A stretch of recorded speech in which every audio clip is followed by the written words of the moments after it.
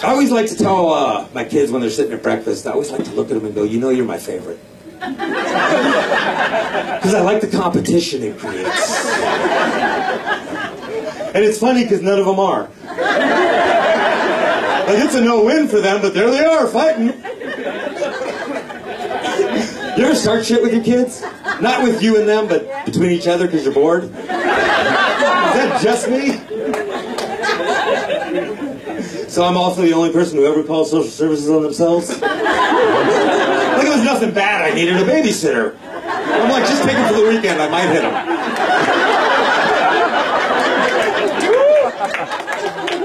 What are you, against hitting kids? No. I'm not. I'm going to tell you right now, I'm a school teacher. I've been a father for 15 years. Hit him. And you know what? If you ain't got kids, hit the fuck out of someone else because they need it. I'll tell you that shit right now, man. I saw a kid the other day yelling at his dad. I hit the dad. Wake the fuck up, Pops. My kids told me one time, they go, if you hit us, we'll call social services. I said, I'll pack your fucking bags. You can find my ass at the club. What I don't like going to public places and being near people.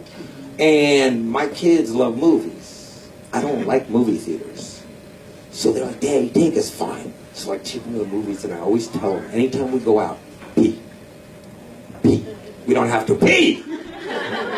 I'll yell loud enough to scare the piss right out of them. And my son, every damn time we get to the movies, we sit down and ain't but a second day, I gotta pee. I told you to goddamn pee when we were at home! I'm like, it's an LA movie theater, piss on the seat, no one cares. No, Daddy, I don't want to do that, I want to go to the bathroom. And I'm like, fine! And I grab them, and you know how you grab your kid and they're barely touching, you're just like, get over here! And they're just bouncing, you're just like, you get them in the bathroom and you're like, don't touch a goddamn thing. Just get in here. And I take the handicap stall, because fuck it, it's bigger. And I tell them, just stand on my shoes and just piss wherever.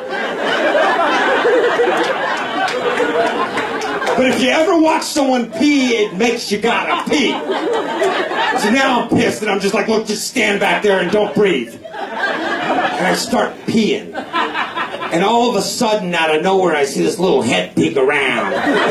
He goes, hey, Daddy, I can see your big wiener, Daddy. And I'm like, Zach, you think my wiener's big? I mean, it's relative to a 13-year-old, but fuck it, a compliment's a compliment. I went home to my wife, I said, I don't know about you, but consensus is I got a big dick. Anybody ever had that moment in life where you realize how messed up it got? I had my wallet stolen. I didn't have to cancel shit.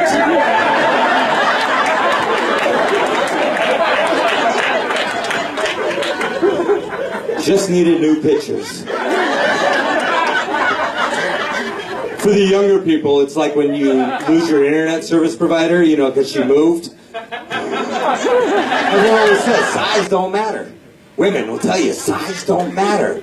Not the one laughing, but the rest of the women. She went, oh, fuck no, it matters. And you're right. It's your opinion that doesn't matter. I don't want a big dick for women. I want a big dick just to show people. I want to hit things.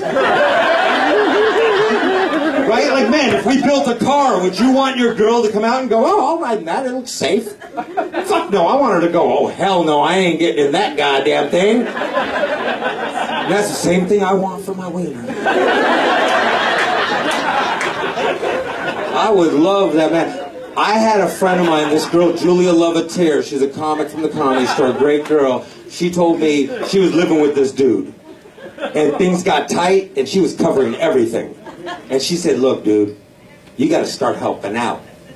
Dude turned to her, said, I pay you with my dick. Yeah, I thought, that is the coolest fucking thing I've ever heard in my life. I would love to turn to my wife and be like, bitch, I pay you with my dick. She'd be like, balance owed.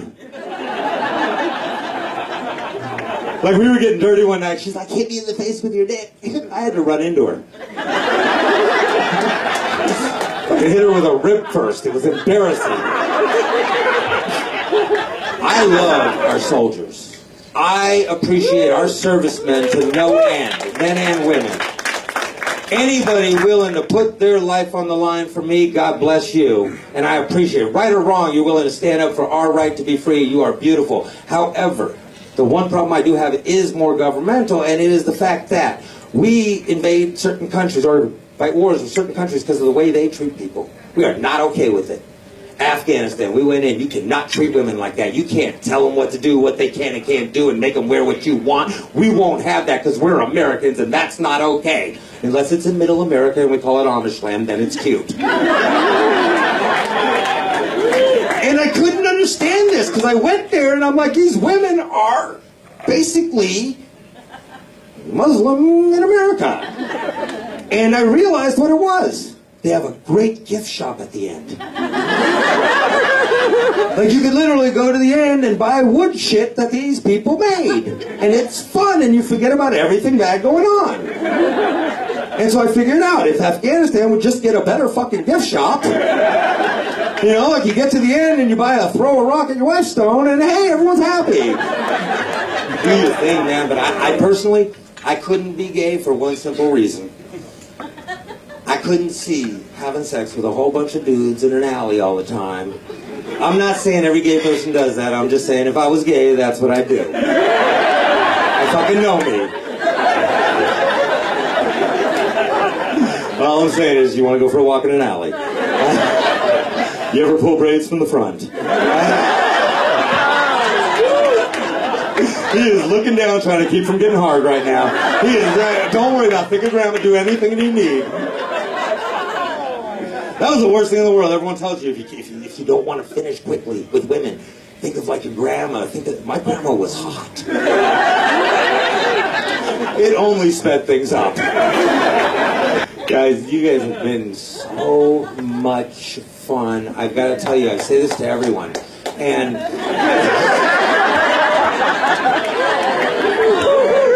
I know some of you looking at me right now like, why the fuck does he got pigtail braids?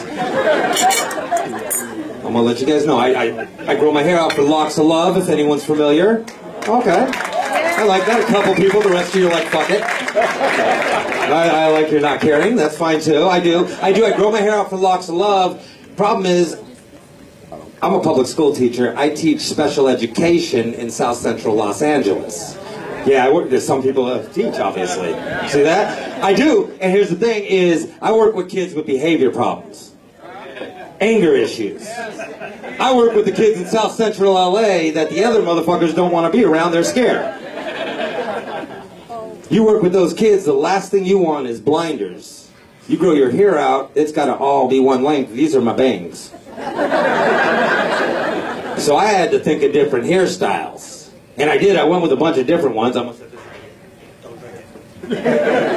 Just so you guys watching. But I did. I had to pick different hairstyles. I went with different things. I was going to do a side thing. I was going to go with a slick. I was going to do a ponytail. But I'm in West Hollywood a lot, and that's a handlebar, so fuck that.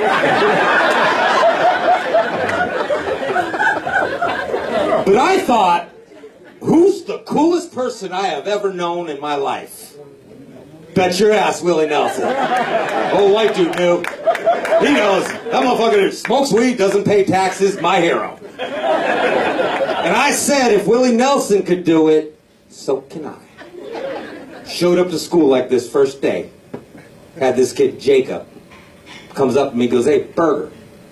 Because you know, with your hair like that, you look like Ethan Hawke fucked the Wendy's girl and had a baby.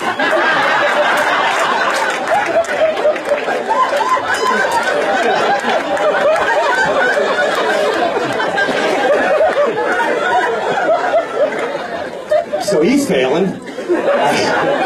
Hey, guys, where's my kid people out? Where are you at? Look at that, huh? Where's the people without kids? Remember when we had life? Look at that energy. What do you got, boys or girls? Boys, girls, both hermaphrodites. Give it up for him. Fuck yeah. Love them anyway. I'm in that boat. I have three, but I've done it differently. Like I'm on my second marriage. Yeah, so I got 2 from the first marriage. Then we got the new baby that we love. See, no, the people with kids get it. Hey, no, you got more than one, you pick a winner. It's how it works. I love having kids, man. They're a blast. No kids here? Yeah. Why are you pointing at them? He just pointed at 2 women. No, you have a kid, right? No kids? How old are you? Oh, hell yeah. What's your nationality? Heck yeah, 33-year-old Latin dude, no kids. That's a unicorn, people. Ain't fucking real. I know. I grew up in Pacoima. I grew up with all Latin people. I had a buddy of mine, Latin kid, 12 years old, never had sex, 3 kids. That's Latin. I'll tell you guys something is I get really excited. I teach kids that are in a lot of dealing with a lot of issues, a lot of things, and I get real excited. I remember I was teaching in English.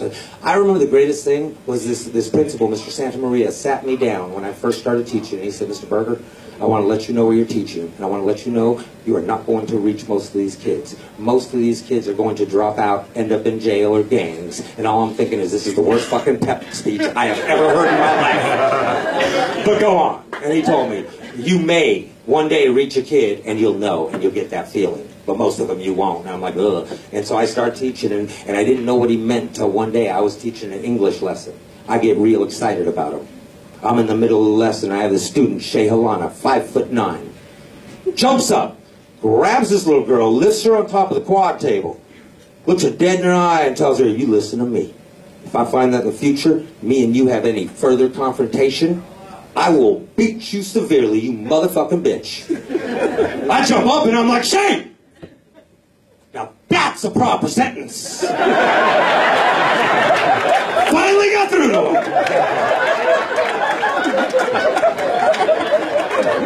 Greatest thing I love is kids coming in high. You ever get that? They come in high, because weed's the big thing. Coming in high with their little gangster hood on, trying to hide. They would try and run by me to the back of the class. And I always think, man, I've been doing this too long, you know, smoking weed. And I always go straight up to him and I'll be like, son, you stoned? And he's a little nervous right now. But you stoned, son? He goes, no, sir, Mr. Berger. I go, you sure? Because you know I got a test. Test? That's when I'll pull them straight out their chair. Walk them to the back of the room where I got a big wall mirror. I take their face, stick it right in front of that mirror, put mine next to theirs. Their eyes look like mine. Busted, they're stoned. It's a fail-proof test.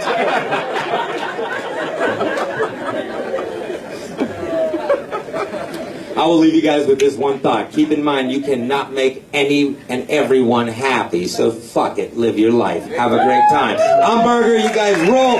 Thank you so much, clappers.